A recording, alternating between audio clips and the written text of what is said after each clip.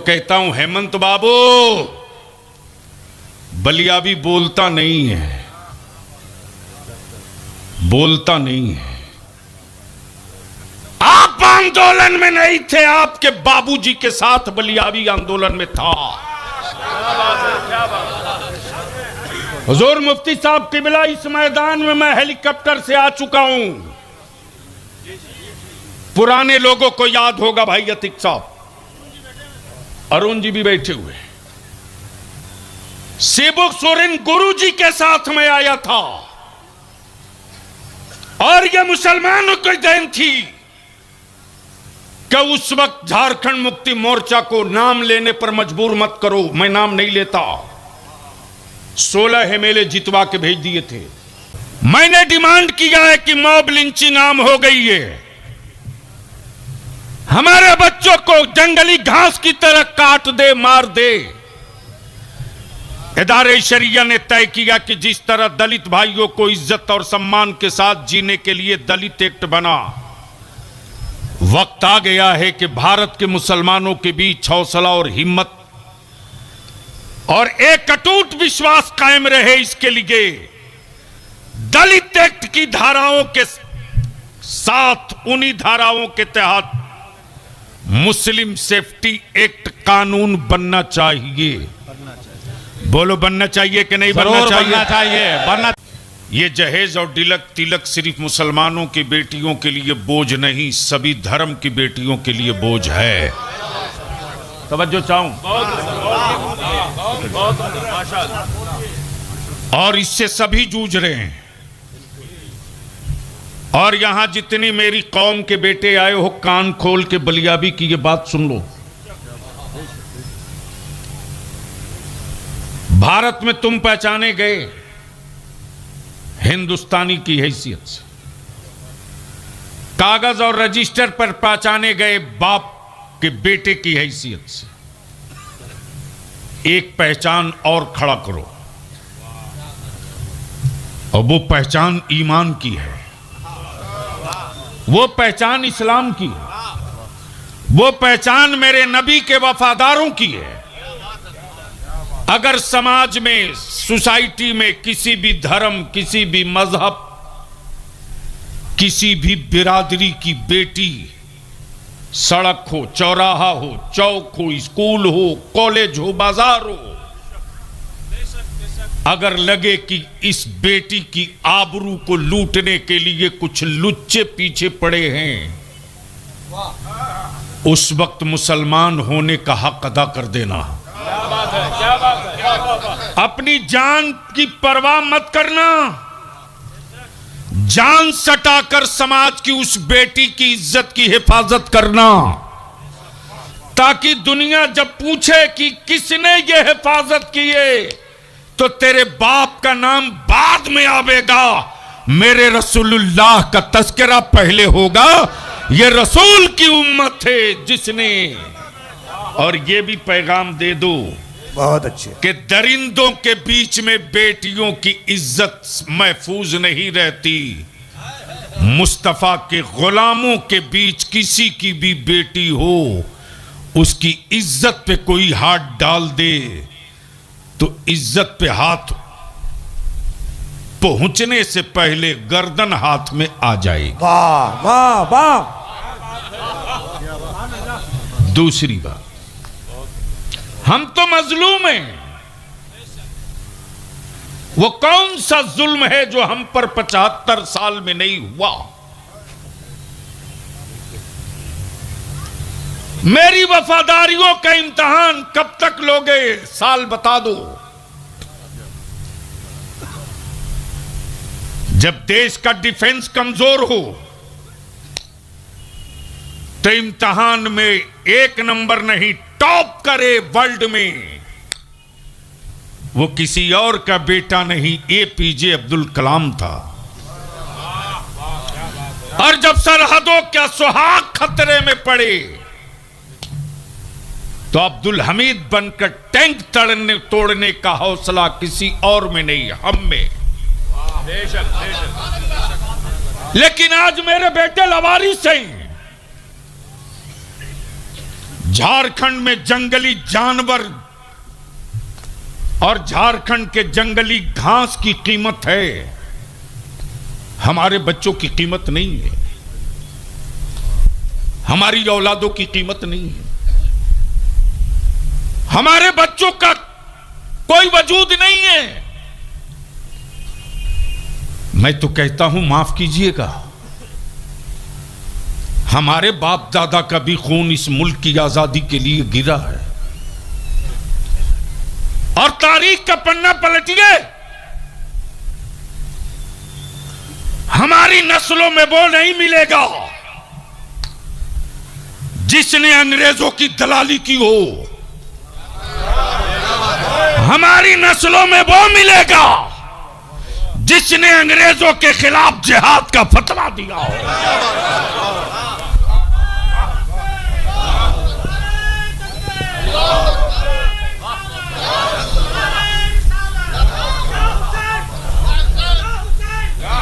बड़े माशाअल्लाह, हम तो सीना ठोक के कहते हैं हम हिंदुस्तानी हैं, रहेंगे। और हिंदुस्तान से मेरी मोहब्बत सिर्फ इसलिए नहीं कि हम यहां सिर्फ पैदा हो गए, यहां की रोजी रोटी पानी कपड़ा इसी से नहीं, बल्कि एक एक मुसलमान को इस भारत की मिट्टी से मोहब्बत इसलिए भी है कि मेरे अल्लाह की वहदानियत का पहला मुखबिर, मेरे अल्लाह की वहदानियत का पहला मुखबिर मक्के में नहीं आया, मदीने में नहीं आया। मेरे अल्लाह की वहदानियत का पहला मुखबिर इसी भारत में आया है। मैं शुक्रिया अदा करूं युवा लीडर भाई वारिस खान साहब का।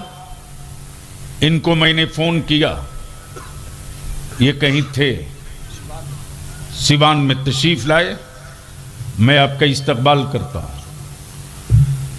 मेरे अजीज, हम तो मजलूम हैं, मजलूम हैं।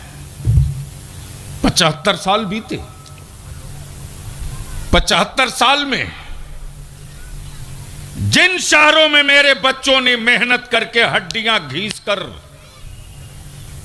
अपने कारोबार करके खड़ा होने की कोशिश की, फिरका वाराना फसाद में बुलडोजर आग फसाद ध्वस्त, लूट लिए गए हम।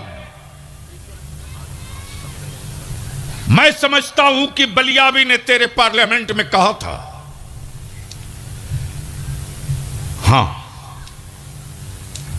तकलीफ होती है लोगों को, लेकिन मुझे उन तकलीफों की, उन शिकायतों का लामा सैफुल्लाह अलीमी साहब बलियावी की सेहत पर अल्लामा मुजाहिद साहब कोई असर नहीं पड़ता, इसलिए कि जख्म मेरी नस्लों को लगा है, दवा दूसरा नहीं देगा। घायल मेरे बच्चे हुए हैं, मरहम कोई और नहीं लाएगा। और मेरे नबी ने मोहताज नहीं बनाया है, बल्कि हर जख्म हर दर्द की दवा मदीने के मुस्तफा ने दिया है। उसी शफा खाने से हम अपनी बंदगी का भी मरहम लाएंगे, अपनी जिंदगी का भी मरहम लाएंगे। लड़ाई तो होगी, लड़ाई होगी। आपके बलियावी ने जब पार्लियामेंट में अपनी स्पीच में कहा था, सदर साहब धर्मनिरपेक्ष भारत, न्यायपालिका वाला भारत, कार्यपालिका वाला भारत, जांच एजेंसियों वाला भारत, विभिन्नता में एकता वाला भारत, अनेकता में एकता वाला भारत, अमीरी और गरीबी के साथ एक साथ खड़ा होने वाला भारत, हिंदू मुस्लिम सिख ईसाई चार भाई चार बाजू दिखाने वाला भारत। अगर अब्दुल्ला की झोपड़ी जल रही थी, महेश खड़ा हो गया होता, अब्दुल रहमान के बेटे मारे जा रहे थे, गणेश खड़ा हो गया होता, क्या बात है। तो ये मुट्ठी भर उचंगे जो मेरे अमन वाले भारत को आग लगाना चाह रहे हैं, उनको इलाके में कहीं छुपने को जगह नहीं मिलती, कहीं पनाह। हाय हाय हाय हाय, माशा। लेकिन मेरे बच्चों की मॉब लिंचिंग होती रही, जेल के दरवाजे पर लोग माला पहनाते रहे, मेरे बच्चों की मॉब लिंचिंग होते रही। इसी झारखंड में 64 मॉब लिंचिंग मेरे बच्चों की हुई है। 64 मॉब लिंचिंग हुई इसी झारखंड के रांची में। मेरे नबी की इज्जत और नामूस पर हाथ डालने वालों के खिलाफ रांची में कम उम्र के बच्चे निकले थे। हाथ में पत्थर नहीं था, हाथ में लोहा और खंजर नहीं था, एक छोटा सा कागज का टुकड़ा था जिस पर बच्चे लिखे हुए थे, मेरे रसूल की बेइज्जती करने वालों को जेल भेजो। हेमंत की कुर्सी नहीं मांग रहे थे, मंत्रालय नहीं मांग रहे थे, वजीर आला की कुर्सी पर कब्जा करने की बात नहीं कर रहे थे। सिर्फ इतना कह रहे थे कि मेरा भारत धर्मनिरपेक्ष है, उसने करोड़ों मुसलमानों का दिल दुखाया है, उसको सजा दो। बजाय उन बच्चों की फरियाद सुनने के, बजाय फरियाद सुनने के, हमारे बच्चों को वर्दी पहना हुआ एक सिपाही नहीं, पूरी फोर्स बुलाई। हमारा बच्चा समझा कि सिपाही बुला रहा है, मेरी जान बचाने वाला है।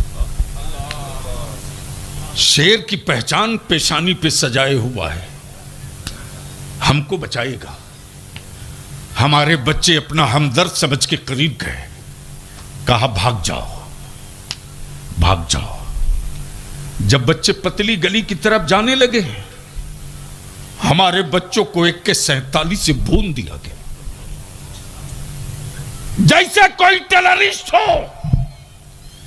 जैसे कोई आतंकवादी हो, जैसे कोई दहशतगर्द हो। सत्ता में बैठे कहीं के भी लोग हो, सुन लो, जिन पागलों का इलाज कहीं नहीं होता, उन पागलों का इलाज इसी भारत में किया जाता है। हाय हाय हाय, वाह वाह वाह वाह वाह। इसलिए कि भारत के DNA में कभी कॉम्युनलिज्म न था, न है, न रहेगा। भारत की मिट्टी में फिरका परस्ती न कल थी, न आज है, न रहेगी। क्या कहना? हाँ, कुछ लोग वोट के लिए, कुछ लोग सत्ता के लिए समाज के सभी वर्गों के बच्चों को खंजर थमा देते। ये तहरीक इसलिए निकली है, ये तहरीक इसलिए निकली है, हम टूटना पसंद करेंगे, भारत को कभी टूटने नहीं देंगे। वाह वाह। हम बिखर जाएंगे मंजूर है, लेकिन अपने भारत को बिखरने नहीं देंगे। और कल भी कुर्बानी दिए थे, दिल्ली से लेकर लाहौर तक, दिल्ली से लेकर लाहौर तक कोई पेड़ नहीं बचा था जिस पेड़ पर जंगे आजादी की जंग लड़ने वाले आलिमों का सर न लटक रहा हो। तो कल अंग्रेजों को भगाने के लिए आलिमों ने सर पेड़ों पर लटका दिया, लेकिन भारत की इज्जत को लूटने न दिया। अबेदारे शरिया की तहरीक बेदारी जब चल पड़ी है, तो हर गांव से आलिम निकल पड़ा है। हम अपनी बेटी भी बचाएंगे, अपना वतन भी बचाएंगे, अपना मजा। वाह वाह वाह वाह। नारे तकबीर, नारे रिसालत, तहरीक बेदारी, इस्लाह मुआशरा कॉन्फ्रेंस, हमारा हिंदुस्तान। मजबूर तुमने किया, मुसलमान तुमने किया। यह हमारे भाई अब्दुल सुभान, पूछो इसके दिल से। भाई अतीक मंसूरी को लेकर दिल्ली में किसके दरवाजे में नहीं गया हूं, कहां नहीं भटका हूं। लेकिन उसी दिन हिम्मत टूट गई पार्लियामेंट के सामने। काश हमने गैरों के बेटे को गोद लेकर अब्बा कहलाने का शौक न रखा होता। हम अपने ही कमजोर बेटे को खड़ा कर दिए होते तो आज भीख का कटोरा नहीं उठाना पड़ता। वाह वाह वाह।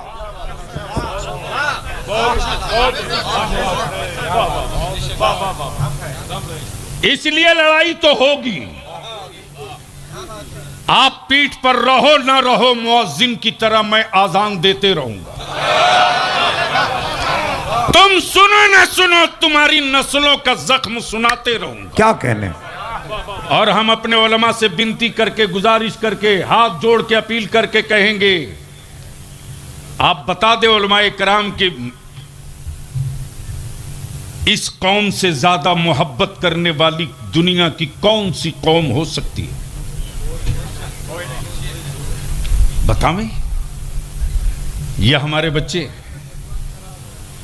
ये हमारे वाइजुल हक और जौल हक आए हैं, इनके दोनों बेटे हैं।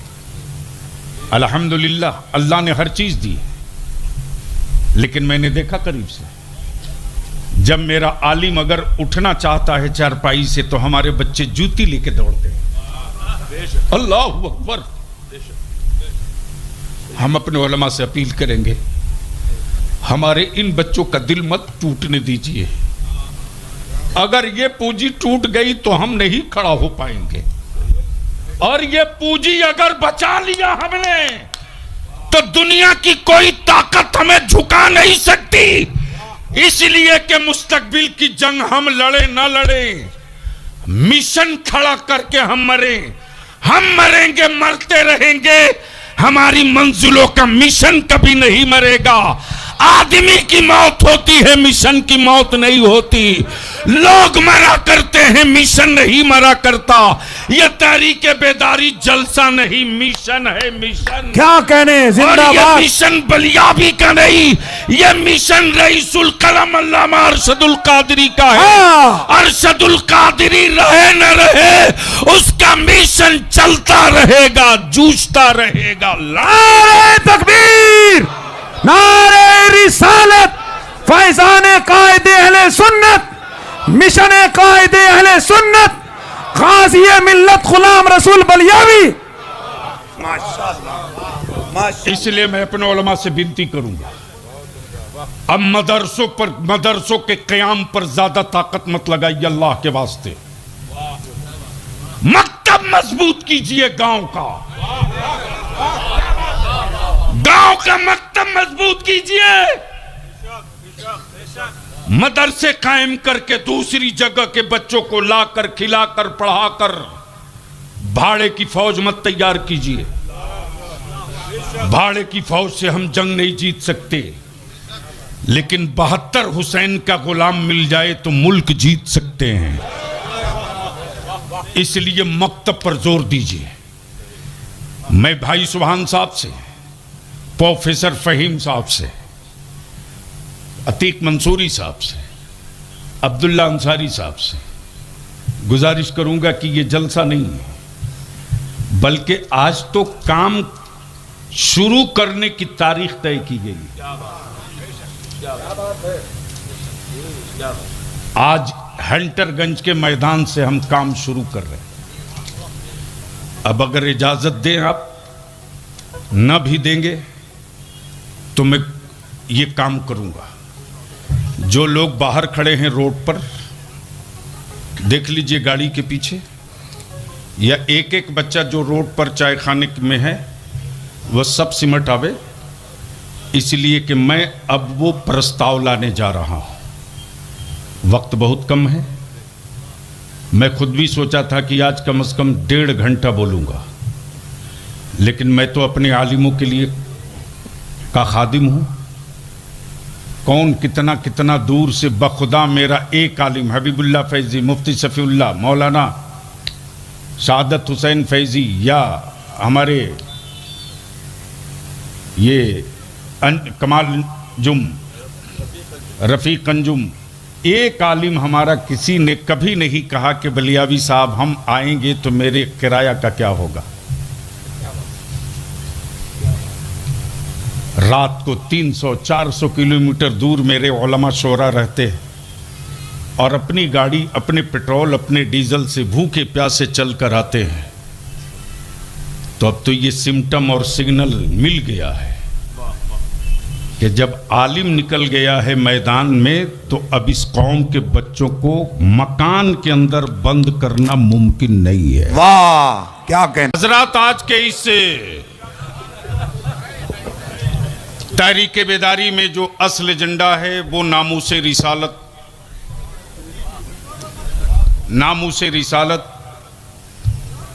के तहफ़्फ़ुज़ के लिए कानून। हम ये नहीं कहते कि सिर्फ मेरे रसूल की, बल्कि मेरे रसूल के साथ साथ किसी भी धर्म, किसी भी मजहब के किसी महान भाव व्यक्ति को किसी पर किसी तरह की टिप्पणी करने का, उनका अपमान करने का हक नहीं होना चाहिए। बोलो होना चाहिए? जोर से बोलो होना चाहिए, जोर से बोलो होना चाहिए। और अगर कोई करे तो उस पर देशद्रोह का मुकदमा होना चाहिए। इससे सहमत हो आप? अरे बोलो, इससे सहमत हैं आप? दूसरा, इस वक्त तो हमारे बच्चों को जानवर से भी, जंगली घास से भी कराते हैं। क्या मजाक है साहब। 64 मॉब लिंचिंग झारखंड में हुई, एक गिरफ्तारी नहीं, एक एफआईआर नहीं। और इसी बरही में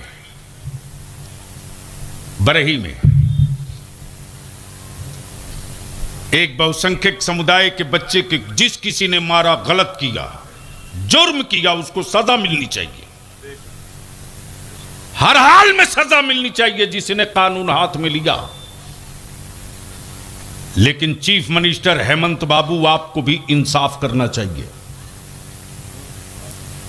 आपकी बिरादरी ने उतना वोट नहीं दिया है जितना बोरा में कस के सेकुलरिज्म के नाम पर सेकुलर पार्टियों को मुसलमानों ने वोट दिया। और सबसे ज्यादा घाव आपने दिया। आज पूरे झारखंड में मेरे बच्चे कोयला चूने, ढेबरा चूने, पत्ता चूने, लकड़ी चूने, मुर्गी बेचे, गांव गांव घूमकर कपड़ा बेचे, जूता बेचे, चश्मा बेचे। और हमारे वोट से राजा आप बनेंगे। और मुसलमानों को आप लोग भी डराना बंद कीजिए। किसी भी सेकुलर कहलाने वाली पार्टी के लीडर हो, डराना बंद करो मेरे बच्चों को। यह मत कहो कि हमारे पास विकल्प क्या है। यह मत डराओ कि फलाना जीत जाएगा, फलाना हार जाएगा। 55 साल बीत गए, हराने के लिए हमने वोट दिया है। अब हराने के लिए हम जिंदा नहीं रहेंगे, अपनी कौम के बेटों को जिताने के लिए जिंदा हो गए। बंद कीजिए यह ड्रामा कि फला जीत जाएगा, फला हार जाएगा।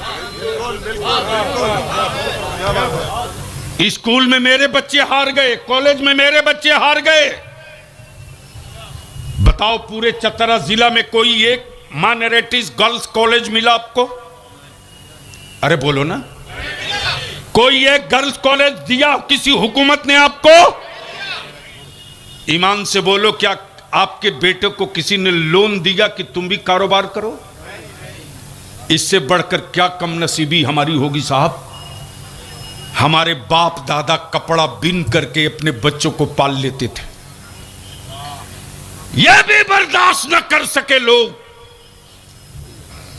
जब राष्ट्रपिता बापू ने विदेशी कपड़ों का बहिष्कार किया था, तो यही कौम है जिसने कहा था, करमचंद गांधी बापू घबराओ मत, हम मेहनत थोड़ी और बढ़ा देंगे, लेकिन हम खुद भारत में ऐसा कपड़ा बना देंगे कि विदेशी कपड़ों की नौबत नहीं आएगी। लेकिन उसको भी बंद कर दिया इन सेकुलर कहलाने वालों ने। जबकि चाहिए था कि इनको लोन देकर, पैसा देकर, फाइनेंस करके हैंडलूम की जगह नई टेक्निक, नई टेक्नोलॉजी के साथ पावर लूम देते और कहते कि तुम कपड़ा बना रहे हो, बनाओ। मैं तो कहता हूं हेमंत बाबू, बलियाबी बोलता नहीं है, बोलता नहीं है। आप आंदोलन में नहीं थे, आपके बाबूजी के साथ बलियाबी आंदोलन में था। हुजूर मुफ्ती साहब किबला, इस मैदान में मैं हेलीकॉप्टर से आ चुका हूं। पुराने लोगों को याद होगा, भाई अतीक साहब, अरुण जी भी बैठे हुए। सेबुक सोरेन गुरु जी के साथ में आया था और यह मुसलमानों की देन थी कि उस वक्त झारखंड मुक्ति मोर्चा को नाम लेने पर मजबूर मत करो। मैं नाम नहीं लेता। 16 एमएलए जितवा के भेज दिए थे। तो इस राज को अलग राज बनाने में आपके पैरों में छाले नहीं, मेरे पैरों में छाले पड़े हैं। इसलिए बलियाबी ने नगर ओटारी से लेकर साहेबगंज पाकुड़ तक पदयात्रा नहीं किया था कि हमारे वोट से सत्ता में आने के बाद आप सोने के चमचा से खीर खाइए और हमारे बच्चों को जंगली घास भी न मिले। इसलिए मेरे अजीज, लड़ाई तो होगी। बोलो, तुम्हारी औलादों के मुस्तकबिल की जंग छेड़े तो साथ दोगे कि छोड़कर भागोगे? तवज्जो चाहूं, तवज्जो चाहूं, तवज्जो चाहूं। मैं फिर पूछ रहा हूं, बलियाबी भाड़े की फौज से जंग नहीं लड़ता। क्या बात है? अगर तेरे बेटों के मुस्तकबिल की जंग छेड़ दे बलियाबी तो साथ दोगे कि साथ छोड़कर भागोगे? साथ देंगे। जोर से बोलकर हाथ उठाकर बताओ, साथ दोगे कि छोड़कर भागोगे? साथ देंगे। अगर कोई बड़ा और कड़ा फैसला ले लूं तो मानोगे कि नहीं मानोगे? मानेंगे। भाई अब्दुस्मान साहब मेरे पास आइए तो जरा। अब्दुल्ला अंसारी साहब कहाँ?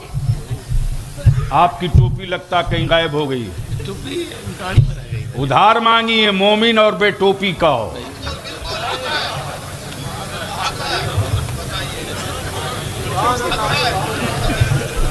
कौनों काम नहीं आएगा, ये आलिम ही आप लोगों के काम आएंगे। इसलिए मैं चाहूंगा कि आज काम बांट लीजिए। मज़हब का काम उलमा करेंगे, मुस्तकबिल का काम आप लोगों को करना होगा। वाह वाह। मेंबर का काम आलिम करेगा, मैदान का काम आप लोगों को करना होगा। तो ये दो साहबान, दो मेरे बगल में खड़े हैं। आप दोनों वादा करके बताइए मजमे में कि अगर कोई बड़ा फैसला इदारे शरिया ले तो आप लोग साथ खड़ा रहेंगे कि नहीं रहेंगे?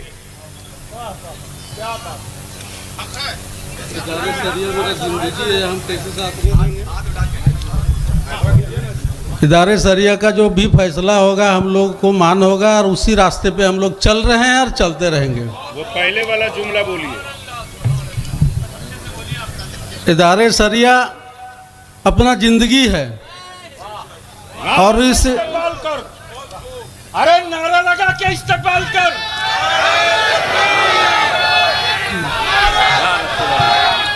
नारा लगा। हेलो, नारे तकबीर, नारे रिसालत। एक मिनट बैठिए। यह हाजी इदरीस साहब। इदारे शरिया मेरी जिंदगी है। वाह, पहचान रहे? ये एक और माला दो। ये हमारे अब्दुल्ला अंसारी साहब और निसार बाबू कहाँ हमारा? मेरा ये नौजवान नेता है, डांटता बहुत हूँ, पीटता भी हूँ। तैयार रहना, इसलिए इनको भी। और कौन है? हाजी इदरीस साहब। इदरीस साहब, हाजी इदरीस साहब आ जाए, आप आ जाए। प्रतापपुर से फिरोज खान और अब्दुल रशीद खान कहाँ? खुर्शीद खान कहाँ? माशाल्लाह। हंटरगंज से वकील खान साहब, अब आप लोग तशरीफ रखें एक तरफ से, बस स्टेज पर एक तरफ से बैठ जाए। इधर आ जा, बस तू जहाँ बैठे तो मैं बैठा। हाँ, प्रतापपुर से मोहम्मद मिराज अंसारी साहब, प्रतापपुर से मोहम्मद मिराज साहब फिरोज आलम साहब, और फिरोज आलम साहब, बशीर आलम साहब, बशीर आलम साहब, माशाल्लाह। ला भैया माला दो। मौलाना कुतुबुद्दीन साहब इस्तकबाल कर दी। सलीम साहब सिमरिया ब्लॉक, हाफिज सलीम साहब सिमरिया ब्लॉक, मुजम्मिल अंसारी साहब, मुजम्मिल अंसारी साहब, जल्दी जल्दी तैयब साहब, बस तशरीफ रखें। बट टाइम बचाइए 2 मिनट। जैनुल आबिदीन भाई, चलिए माशाल्लाह, बस जल्दी जल्दी। जनाब ताज साहब खंडवा, जनाब ताज साहब टंडवा। ये हमारा पहलवान एक आया है, एक चला गया रायपुर। सुभान अल्लाह। मौलाना एजाजुल अंसारी साहब, एजाजुल अंसारी, एजाजुल अंसारी साहब, मोहम्मद तैयब साहब सेक्रेटरी सिमरिया, जनाब तैयब साहब सेक्रेटरी सिमरिया। सुभान अल्लाह। मौलाना मकबूल अशरफ सोनी, हाँ हाँ, मौलाना मकबूल साहब इटखोरी, इटखोरी। और हमारा इमरान कहाँ है? मौलाना जमील अख्तर साहब। हाँ हाँ माशाल्लाह, बस तशरीफ रखिए। उनको आखिर में हम पहनाएंगे जी। हाँ, अब हो जाएगा। अब आप बैठिए, बस एक तरफ से बैठते चलिए। इधर इधर। हाँ, ये हमारा हाफिज मस्तान है, 2 बजे रात को भी बाइक से चल देता है रांची के लिए। पूछते हैं कि अरे तो को कोई रोकता नहीं है? बोलता सब तो अपने बिरादरी है, रोकेगा को? बस आखिरी बात, टाइम नहीं है, तशरीफ रखते हैं। हंटरगंज के सभी ओहदेदारान, हमारे प्रोफेसर फहीम साहब कहाँ हैं? वकील अब्दुल वकील खान साहब, अफजल हुसैन साहब कहाँ? सब हंटरगंज से हमारे मोहम्मद फैयाज साहब, लाइए मोहम्मद अरशद साहब। चूंकि टाइम कम बच गया, इन सभी लोगों का बहुत बहुत शुक्रिया, बहुत बहुत धन्यवाद। अब मैं आखिरी बात पूछ लूं कि ये जहेज खत्म होना चाहिए कि नहीं होना चाहिए?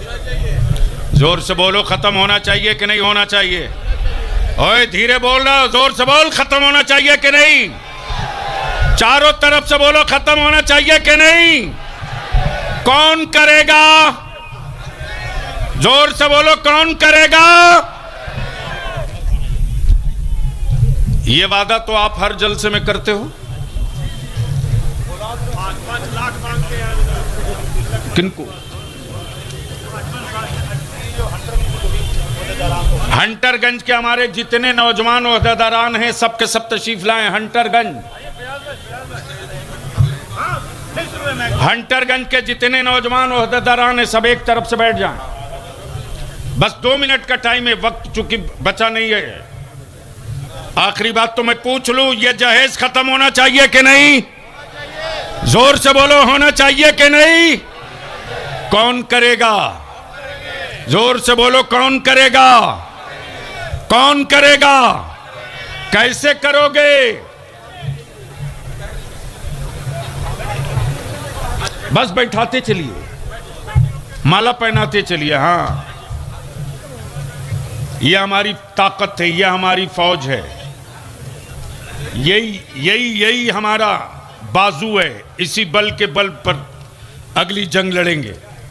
प्लीज ए हजरत बैठ जाइए, आराम कर दीजिए थोड़ी देर, जो जहां बैठे बैठ जाइए।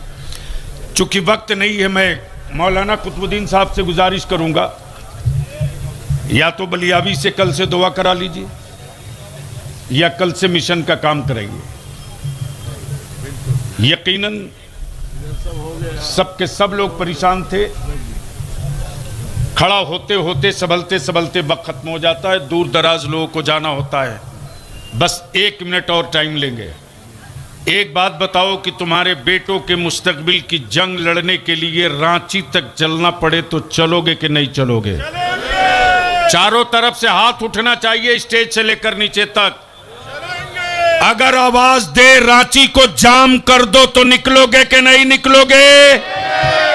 अगर आवाज दे कि पटना को जाम करना, निकलोगे कि नहीं निकलोगे? और अगर नबी की इज्जत और नामूस के कानून के लिए जेल चलना पड़े तो चलोगे कि नहीं चलोगे? जेल भरना पड़े तो जाओगे कि भागोगे? हम अपने उलमा से पूछते हैं, प्लीज क्या हो गया? हाजी जैनुल आबिदीन साहब, बस जल्दी पहनाइए, गुलपोशी कीजिए। हमारे उलमाए कराम अब सारे नौजवानों को आगे बैठकर पीछे से दुआएं कर रहे हैं, इस यकीन के साथ कि आज से काम शुरू हो रहा है। तो ये जितने लोग माला पहनकर बैठे हैं, आप ही मेरी बाजू हो, आप ही मेरी ताकत हो। अब ये बताइए कि कल से आप लोग सो जाइएगा या काम पे लगिएगा? जोर से बोलिए, काम पे लगिएगा या सोइएगा? मैंने डिमांड किया है कि मॉब लिंचिंग आम हो गई है। हमारे बच्चों को जंगली घास की तरह काट दे, मार दे। इदारे शरिया ने तय किया कि जिस तरह दलित भाइयों को इज्जत और सम्मान के साथ जीने के लिए दलित एक्ट बना, वक्त आ गया है कि भारत के मुसलमानों के बीच हौसला और हिम्मत और एक अटूट विश्वास कायम रहे। इसके लिए दलित एक्ट की धाराओं के साथ उन्हीं धाराओं के तहत मुस्लिम सेफ्टी एक्ट कानून बनना चाहिए। बोलो, बनना चाहिए कि नहीं बनना चाहिए? बनना चाहिए, बनना चाहिए। क्या हाथ बनना उठा के चाहिए कि बोलिए। नहीं बनना चाहिए? बनना चाहिए। तीसरी बात यह कि हमारे बच्चों को नौकरी में हिस्सेदारी मिलनी चाहिए कि नहीं मिलनी चाहिए? मुसलमानों के बच्चों को भी एमपी एमएलए बनना चाहिए कि नहीं? बनना चाहिए। सेकुलर कहलाने वालों, कान खोल के सुन लो, दिल्ली हो, बिहार हो, बंगाल हो, उड़ीसा हो, झारखंड हो, जिसकी जितनी संख्या भारी उसकी उतनी हिस्सेदारी। तो मैं नारा लगा रहा हूं, आप भी साथ देना। जिसकी जितनी संख्या भारी उसकी उतनी हिस्सेदारी। उठी बात का बोल, जिसकी जितनी संख्या भारी उसकी उतनी हिस्सेदारी। जिसकी जितनी संख्या भारी उसकी उतनी हिस्सेदारी। जिसकी जितनी संख्या भारी उसकी उतनी हिस्सेदारी। 23 एमएलए की सीट झारखंड में लेंगे, लेके रहेंगे। 23 एमएलए की सीट। सेकुलर कहलाने वालों, कान खोल के सुन लो, हमको सीएम की कुर्सी नहीं, 23 एमएलए चाहिए और 2 एमपी चाहिए। नहीं, ताली जरूर नहीं, जरूर 2 एम। ताली नहीं। इस्तकबाल करना हो तो नारे से कर देते। नारे तकबीर, लगा जोर से। रिसालत, इदारे शरिया, तहरीके बेदारी जिंदाबाद, जिंदाबाद, जिंदाबाद। इसलिए स्कूल में, कॉलेज में और ये पूरा मेमोरेंडम प्रस्ताव, तो जो इसमें डिमांड है, जो मांग है, इस मांग से आप लोग सहमत हैं? हाथ जोर से बोलो, सहमत हैं? सहमत हैं। स्टेज से लेकर नीचे तक हाथ उठाकर दोनों बता दो, इससे सहमत हैं? सहमत हैं। नारे तकबीर, अल्लाहु अकबर। जोर से लगाओ, नारे तकबीर, अल्लाहु अकबर। तहरीके बेदारी, जिंदाबाद, तहरीके बेदारी, जिंदाबाद। जिसकी जितनी जिसकी जितनी संख्या भारी उसकी उतनी हिस्सादारी। जिसकी जितनी संख्या भारी उसकी उतनी हिस्सादारी।